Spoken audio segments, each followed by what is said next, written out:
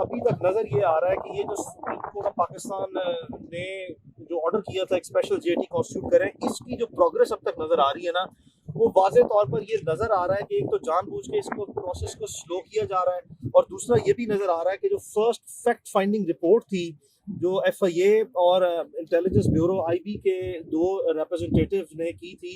और वो it was a guideline, एक गाइडलाइन प्रोसीडिंग थी जिसकी बुनियाद पर आगे बढ़ना था, लेकिन उसको नजर ये आ रहा है कि गैर मौसर करने के लिए जो ऑलरेडी रिपोर्ट जमा हुई है, ये इस तरीके से ना इस प्रोसीडिंग को आगे बढ़ाया जा रहा है। दिस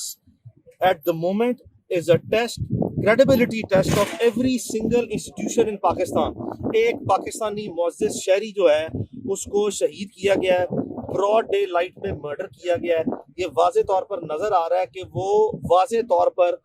कवर अप करने के लिए ये स्पेशल जेटी जो है ना वो काम करती नजर आ रही है, और इसकी अब तक जो प्रोसीडिंग है वो बिल्कुल भी जो है ना वो फ्रूटफुल नहीं है, ये बिल्कुल मायूस कुन है।